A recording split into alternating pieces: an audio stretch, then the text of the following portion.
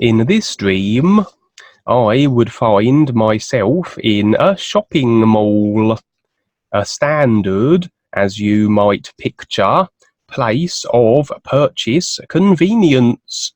All the genetically modified foods you could ever eat. All the irrelevant junk you could ever assume ownership of. Anyway, I was with Gwen and a few other unidentifiable individuals, and the mall was thriving with peoples as they went about their activities.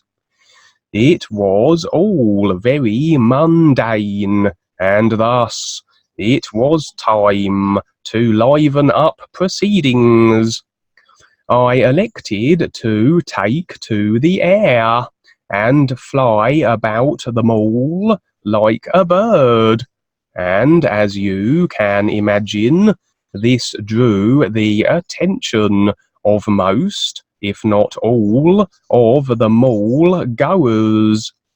The adults generally would only go as far as to watch, rather perplexed. The children, however, were very taken by this, and wanted to learn to fly also, and so I would land and explain how on the real side, restriction and limitation is only that which we decide, as things are far more malleable and manipulated beyond the density of the physical level. And many of the children did begin to fly themselves. There were a few, however, who, although wishing to do so, were seemingly unable and rather upset as a result, and so I took it in turns to take these grounded children by the hand, and we flew up and down the mall.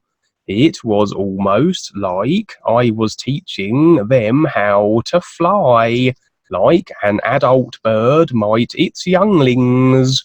Seems my avian activities had drawn the attention of the ever-watchful dark forces, and they descended upon me. They were dressed like Matrix agents.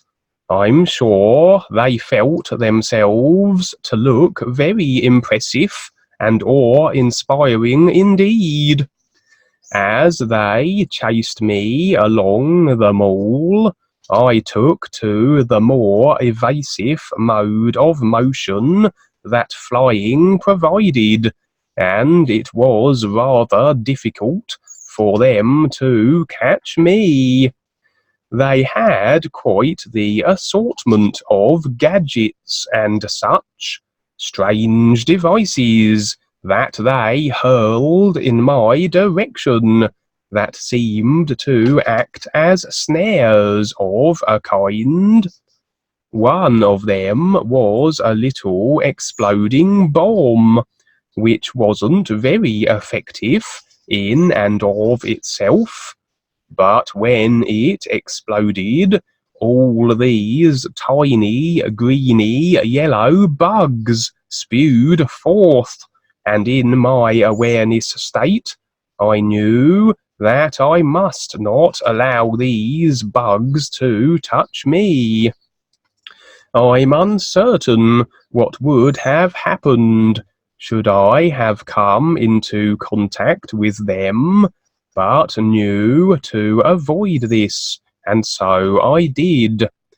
I left the agents behind with all their nonsense and trickery, but had reached the end of the mall.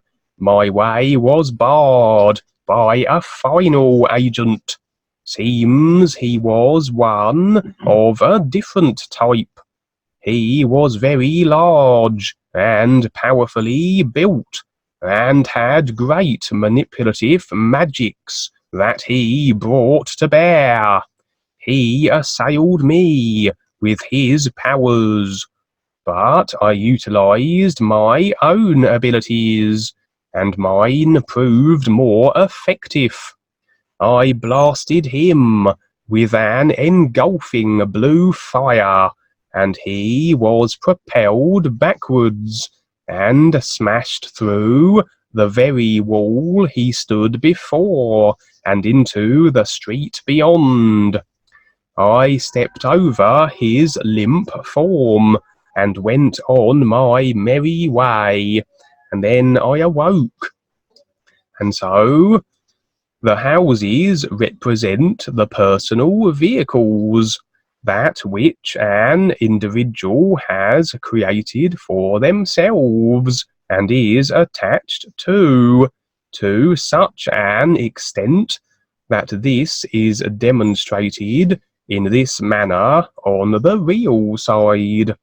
In this experience, we have a mall full of peoples, the majority of which seem to lack much by way of awareness, demonstrated by their mundane and very routine activities.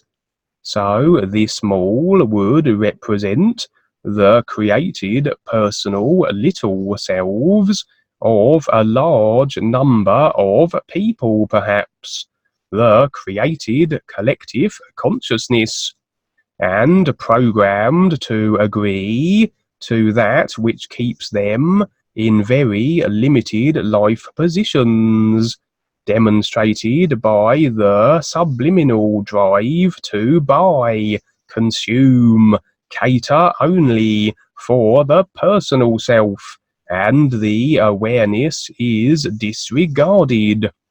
But we can see how always there are those ready to accept the opportunity, the possibility of something they have never known. Some people are ready to fly, as it were, to get above the restriction of creation, affording better viewpoints that standing real will allow. And so I, in essence, demonstrated something that potentially could spark their real intent recognition. I flew about and above their programmed heads. We can see how the adults generally are far more rigid in their considerations of what they think in their minds life is, and far less likely to recognize the opportunity of the is, even as it soars above their heads. But the children are far more agreeable to something that makes sense, as every child in the mall wanted to fly, as they are not quite so self-convinced as they may become as they age and become fossilized with the self-imposed limitations.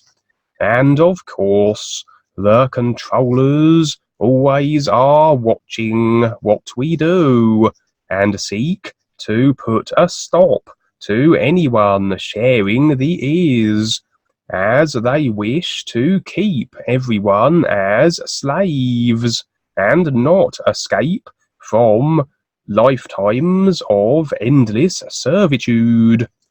In this dream, we see how, yes, I could have engaged the controllers and fought with them. But is it not so that by attacking that which opposes our awareness process, we are forging still agreement? We are reacting to them, the ideas they thrust forth.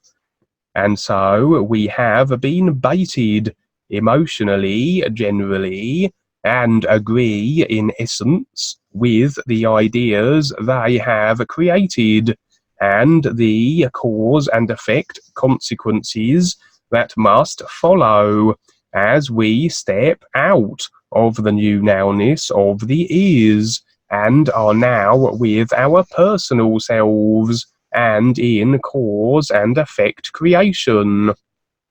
In this case, then, I remained connected to my real self, standing with the is in awareness, and was then able to step around all the situations, all the ideas they threw at me, rather than engage the controllers and get sucked into cause and effect turmoil through awareness and standing with the is. I superseded creation, bypassed the controllers with little trouble whatsoever, and left them far behind. For being in a state of awareness and connected with our real selves, we can better handle any situation and do what is necessary to survive, keeping the personal self out of the equation. It would be along for the ride, but unwise to allow it to interject into any situation. I didn't supersede the last agent as such, but we have a right to defend ourselves, and so, as he saw fit to attack me, I retaliated. An example of instant karma for anyone attacking someone standing real. And I effectively had blasted open one end of the mall, so had fragmented the created collective consciousness of the peoples who the mall represented, giving them an opening, a glimpse into the real universes beyond creation, an opportunity then for them to step into the real light of the true reality. I'm sure the children would have done so. As for the adults, who knows? Maybe they went back to purchasing, adding more things to their basket, adding more layers of ideas to their created consciousness, and forfeiting their opportunity. And that's the end of that one.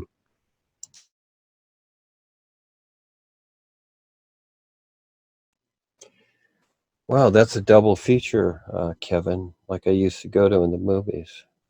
That was very good. Yeah, that explains a lot. Thank you so much. And how you make it into a story. And yes, it's so when people are just like in the beginning there, they're in their self-satisfied position, and when someone like you comes along and shows them there's something else going on, well, those that are controlling others that are unseen, all of a sudden they show up, don't they? And so, yes, and as things occur, they create a cause. Well, now the effect comes around, and yes, this is how cause and effect creation works, is that there becomes an opening accordingly. And so this is where you become the real risk taker. Are you ready to be pounced upon? Because this is what it takes to open things up, and most people aren't willing to do that. And that's just part of it. Like a soldier going out there, you have to be willing to be shot at and get on with the confrontation, because that always equals something more than just a self-satisfied position. So yes, you exemplified that great. Thank you so much for sharing.